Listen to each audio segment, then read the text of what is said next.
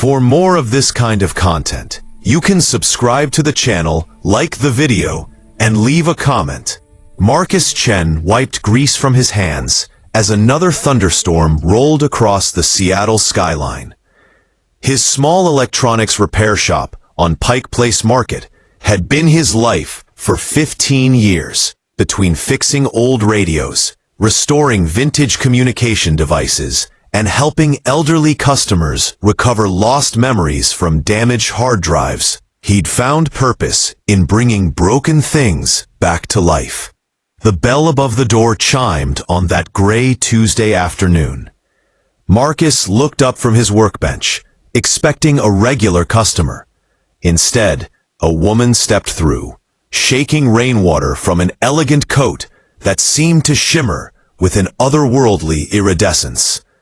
Her features were striking, almost human, but her ears curved upward in a way Marcus had never seen, tapering to delicate points. Her eyes held flecks of gold that caught the fluorescent shop lights. She moved with measured grace, her posture radiating authority that filled the cramped space between shelves of capacitors and vintage transistor radios. Marcus felt his casual confidence slip away. "I require assistance," she said, her voice carrying harmonics that seemed to resonate deeper than normal speech. She placed a device on his counter. It resembled a radio. But the materials were wrong. Too perfect, too deliberately crafted. The casing seemed to shift colors in the light, and strange symbols covered its surface. Marcus picked it up carefully, his engineer's instinct overriding his confusion. His fingers traced the components, and something clicked in his mind. Despite the alien construction, the underlying principles were fundamentally similar to Earth technology: energy pathways, signal transmission, amplification. "You're not from here," Marcus said quietly. "I am Commander Solara of the Andromedan Fleet," she replied without hesitation. "My vessel encountered an atmospheric disturbance during descent. This communication device failed. Your species' capacity for mechanical restoration is documented in our archives. I chose to seek you specifically." Marcus wanted to laugh, to assume this was an elaborate prank, but looking at her, at the absolute certainty in her expression, the way her ears tilted as she studied him, he recognized someone telling the absolute truth. The device in his hands felt warm, humming with a frequency just below human hearing. "Why me? This is a tiny shop. I fix radios for people who can't afford new ones." "Precisely," Solara said. "Your species historically innovates from necessity, not abundance. Your repair technicians understand failure intimately. They know how to listen to broken things and decode their needs. This makes you valuable." Paragraph. Marcus examined the device more carefully. Behind the alien engineering, he could see the problem: a misaligned crystal resonator and a disconnected energy coupling. Elementary, really, once you understood the logic. He'd fixed similar issues 1,000 times with human technology. "I can repair this," he said finally. "But I want answers first. Why are you here? Why contact Earth? Why my shop?" Solara's ears angled forward slightly. "Because, Marcus Chen, my fleet faces an enemy we cannot defeat with weapons alone. We need something humans possess, something your species has always had. We need your ability to see solutions where others see only problems. We need your resilience." Marcus set the device down carefully. Outside, Seattle's rain continued falling on the market below. Somewhere in the city, thousands of people went about their ordinary lives, unaware that a representative of an alien civilization stood in a repair shop seeking human help. "Tell me everything," Marcus said. Then I'll fix your radio." Marcus worked through the night in his shop, Solara watching from a stool she'd pulled close to his workbench. As hours passed, his initial shock transformed into scientific fascination. She answered every technical question with patient precision, revealing layer upon layer of her civilization's knowledge while respecting his need to understand. By dawn, he'd isolated the problem completely. The crystal resonator operated on a frequency 3 octaves higher than anything Earth technology produced, yet the principle was identical to the radio transmitters his grandfather had built in the 1950s. The energy coupling needed realignment using techniques Marcus had learned from vintage vacuum tube restoration. "Your technology is remarkable," Marcus said, beginning careful repairs with micro-calibration tools. "But you're making this too complicated. You're thinking like engineers who've never had to fix something with whatever materials happen to be available." Solara tilted her head. "Explain." "Humans fix things with creativity. We strip parts from old devices. We improvise. We test in real conditions. Your civilization seems to design everything as a perfect system from the beginning. But nothing's ever perfect. The universe is chaos. You need flexibility." A sound emerged from Solara, something between a sigh and a harmonic tone. "This is why I came to you. My people are losing a war against the Venn Collective, an ancient enemy. They attack with superior numbers and conventional weaponry. My fleet can match them in firepower, but they overwhelm us through attrition. We're perfect at war, Marcus Chen, but we're not flexible enough. And you think I can help with that?" Marcus laughed, reconnecting the energy coupling with precision. "I know you can." Solara leaned forward. "My people noticed your species over 200 years ago. You were developing radio technology then, crude, primitive, unreliable. But you kept improving it, never giving up. Using whatever worked, adapting constantly.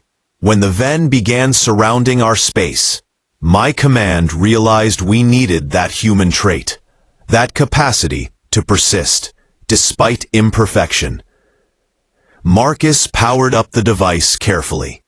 It hummed to life, the crystal resonator vibrating in perfect harmony. Lights blossomed across its surface, soft blues and greens that painted the shop in ethereal colors. Solara's ears lifted, and for the first time, Marcus saw something like hope cross her features. Outside, dawn was breaking over Seattle. The rain had stopped. The city was waking up, and Marcus was making a choice that would alter everything. Not just for him, but for both species. "When do we start?" he asked. "Immediately," Solara replied. "But first, you should contact your family, explain what's happening. Because Marcus Chen, I cannot guarantee your safety. The Venn may follow me here, and if they do, Earth will become part of this conflict." Marcus looked at the alien device glowing softly on his workbench, then at the woman who'd appeared in his life with impossible requests and impossible stakes. At 42 years old, running a repair shop in Seattle, he'd never imagined anything like this. But he'd spent his entire life fixing broken things. Maybe that was the real reason Solara had found him. Maybe it was time to fix something that mattered on a cosmic scale. 3 days later, Marcus stood in a warehouse in South Seattle, surrounded by the most incredible sight of his life. Solara's ship had materialized in a remote location outside the city, a vessel that seemed to bend light around itself, remaining invisible to human detection. Inside, 40 members of her crew worked frantically alongside Marcus and 6 other human engineers and mechanics he'd recruited. There was Dr. Sarah Williams, a materials scientist from the University of Washington. James Rodriguez, a former military engineer who understood systems integration. Lisa Park, a network technician who'd immediately grasped how alien communication systems operated. And 3 others, honest, intelligent people who'd chosen to believe Marcus when he told them the truth. Solara's problem wasn't a technological gap. It was a tactical one. Her fleet fought with precision and coordination, but the Ven operated in chaotic swarms. They won through overwhelming force and adaptation, not through planning. Against that approach, Solara's perfect systems failed. "Show me your combat protocols," Marcus had demanded on the first day. Solara displayed tactical simulations on a holographic interface. Marcus watched alien warships move with mechanical precision. Every action calculated 3 steps ahead. They were beautiful to observe. Perfectly choreographed sequences of movement and firepower. They lost every simulation. "You're too rigid," Marcus said. "You anticipate the Ven's moves correctly. But when they deviate, your entire formation becomes vulnerable. You need distributed command. You need your pilots making decisions independently. That creates inconsistency." An Andromedan officer named Vex had protested. "Inefficiency." "Exactly," Marcus replied. "Humans thrive on inefficiency. We're not built for perfection. We adapt." What followed was extraordinary collaboration. Marcus and his team worked with Solara's engineers to redesign combat protocols based on human military doctrine. Specifically, the strategies that had allowed smaller human forces to overcome larger armies throughout history. They introduced randomization algorithms. They created systems for rapid decision-making without central command approval. They rewrote tactical manuals to encourage creative thinking rather than protocol adherence. Sarah Williams worked with Andromedan materials scientists, showing them how human engineers often used wrong materials to solve problems humans lacked resources for. They developed new hull plating that was less perfect, but far more resilient. James Rodriguez taught combat simulation teams about human psychology, about how soldiers made decisions under stress, often choosing unconventional approaches that saved lives. Lisa Park's breakthrough came on day 5. The Andromedan communication network was efficient but rigid. Once a signal was sent, it followed predetermined pathways. Lisa introduced human-style network redundancy, multiple routes, error correction through repetition, systems that automatically rerouted around damage. When one path fails, humans create 5 new ones, she explained. We're messy that way, but it's kept our civilization functioning even through catastrophic damage. On the 6th day, Solara received a message. The Ven Collective had initiated an assault on her fleet's outer defense stations. The test would come immediately. Marcus stood beside Solara in the ship's command center, watching as Andromedan fighters launched toward battle.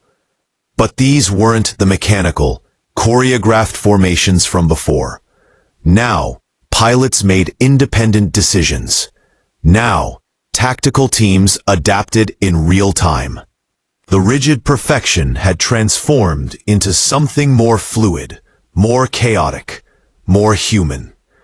The battle lasted 40 minutes.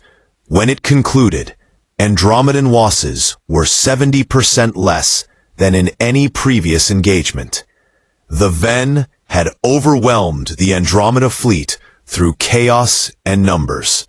Now, the Andromeda fleet was fighting chaos with chaos, and they were winning.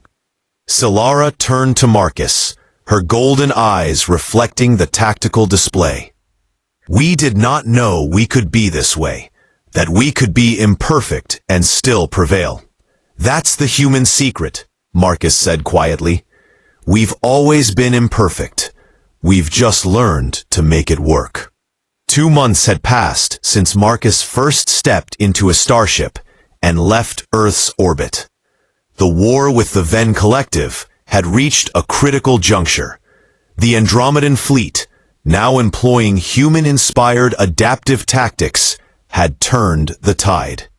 But victory brought new challenges, especially now that humanity knew they weren't alone. Marcus had insisted on this meeting. High-level government officials from every major nation sat in a secure conference room in Geneva, watching a holographic transmission from Solara aboard her flagship. The reaction had been predictable. Panic, confusion, demands for proof. But Marcus had anticipated it. He'd brought technical evidence. He'd explained everything calmly. Now the real negotiations began. You're asking Earth to become part of a military alliance, the Secretary General said carefully. To commit resources to a war happening across the galaxy. Why would we do that? Solara's presentation was clinical, showing the Venn Collective's expansion pattern, the civilizations they'd already conquered, the timeline before they reached the outer solar system. If we don't contain them now, Marcus added, translating for both sides, they'll eventually reach Earth. And they'll do it with the same tactics that almost defeated the Andromeda fleet. They'll overwhelm us through numbers and brutality. Earth would fall within months. Or, Lisa Park interjected via conference call from the Seattle warehouse, we can help Solara's people establish a defensive perimeter. Help them refine these new tactics. Make the galaxy less hospitable for invaders. It's not volunteering for someone else's war. It's defending our home. The Secretary General exchanged glances with other officials. And if we accept your proposal, what happens to these people? The engineers, technicians, scientists who've been working with Commander Solara. What's their status? Marcus had been waiting for this question. They're ambassadors. First contacts between our species. They stay with the Andromedan fleet for now, continuing to develop defensive strategies. But more humans will be trained. We'll be creating an exchange program. Human engineers sharing knowledge, learning Andromedan technology, building genuine cooperation. What followed were hours of negotiation. By evening, Earth had officially joined the Andromedan Alliance. Resources would be committed. Human scientists would begin traveling to Andromedan research stations. In return, advanced technology would be shared. Medical breakthroughs, energy solutions, materials science innovations.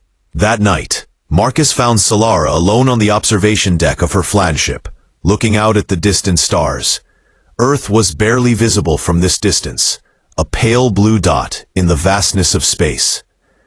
Your government was suspicious, Solara observed. They have every right to be, Marcus replied. We've never left our planet before. We've never trusted anyone completely. Humans are naturally cautious about threats we don't understand. Are you cautious? Marcus considered this. 3 months ago, he would have said yes. He was a careful man, methodical, someone who tested each repair thoroughly before delivering it. But looking at Solara, at what they'd accomplished together, at the beginning of something extraordinary, he realized his caution had transformed into something different. I'm aware of risks, he said finally. But I've learned that sometimes the biggest risk is doing nothing. Humans are broken creatures, Solara. We're imperfect, contradictory, often irrational. But we're also resilient. We adapt. We find solutions in places others would never think to look. Maybe that's what the galaxy needs right now. Solara's ears angled toward him. My people believe in destiny, in patterns predetermined by forces beyond our understanding. I no longer believe in that. I believe in choice. I chose to find you. You chose to help. That choice created this moment, this alliance. It was not destiny. It was possibility. Welcome to being human, Marcus smiled. We're all about making choices and seeing where they lead. Below them, Earth rotated in silent majesty, unaware that its future had fundamentally changed. Ol, line. Polymer. Indefinitely. Children. Welcome to being human. Marcus smiled. We're all about making choices and seeing where they lead. 1 year after first meeting Silara, Marcus stood in his repair shop on Pike Place Market, back in Seattle. The shop was officially closed, though not in the sense of being out of business.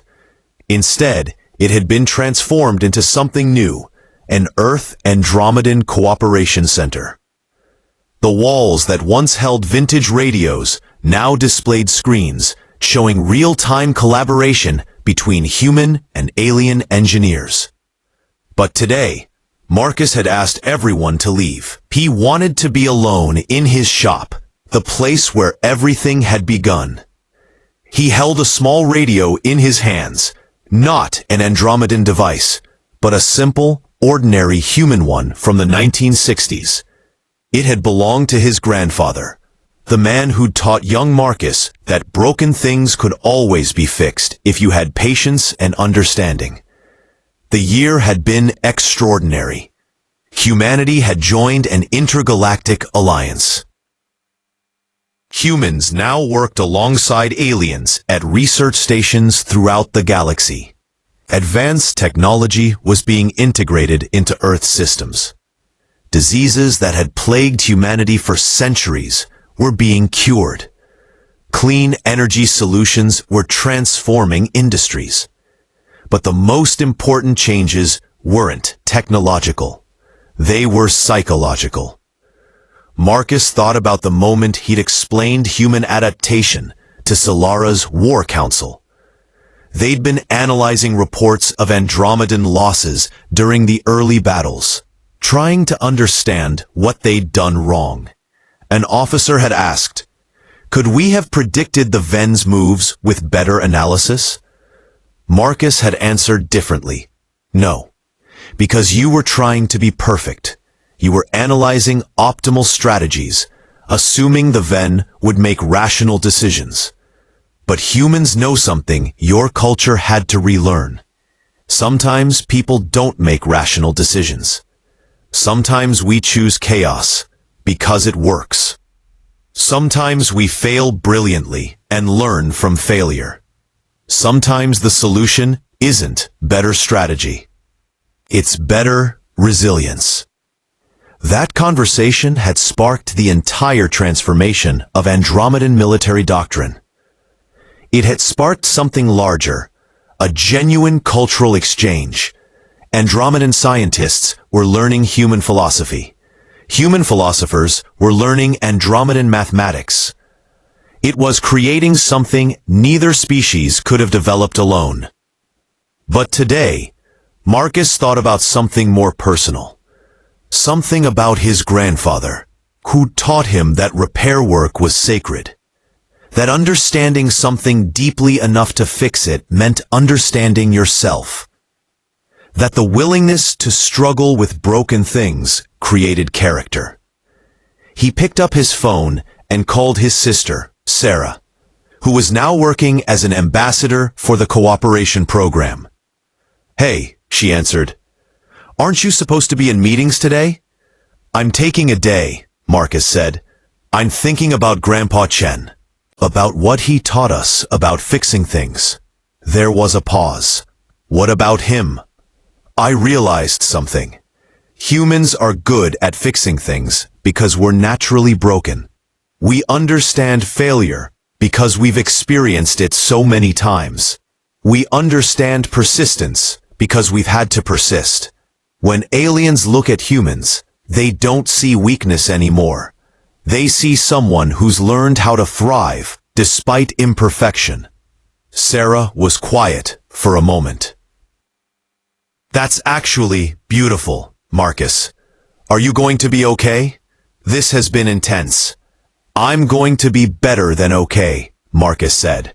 I'm going to fix this radio for Grandpa. Really fix it. Make it work perfectly.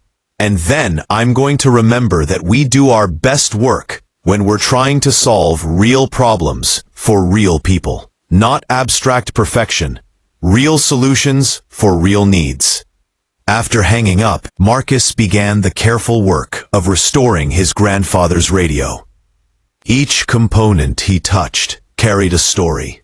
Decades of use, repair, and care. This was what humans did. They maintained. They preserved.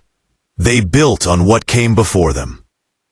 That was the lesson the galaxy needed to learn. That the real strength wasn't in being perfect. It was in recognizing your flaws, accepting them, and using them as tools for growth. Humans had always known this. They'd just never had anyone to teach it to. As evening fell over Seattle, Marcus looked out his shop window at the rain beginning to fall. Somewhere above these clouds, ships from another world were orbiting, carrying humans and aliens working together. Somewhere in the galaxy, fleets were operating with new tactics developed through human-Andromedan collaboration. And in a small repair shop on Pike Place Market, a man was fixing a broken radio, just like his grandfather had taught him. Not because it was perfect, but because it mattered. That was enough. That was everything. Sometimes our greatest strength comes not from being perfect, but from understanding how to work with imperfection. Humans don't overcome challenges because they're superior. They overcome them because they're resilient, adaptable, and willing to embrace the messy reality of solving real problems. When we stop trying to be perfect and start trying to be helpful, when we share our knowledge freely and learn from others' perspectives, that's when real transformation happens. Fix what's broken. Help where you can. And remember that every failure teaches something success never could.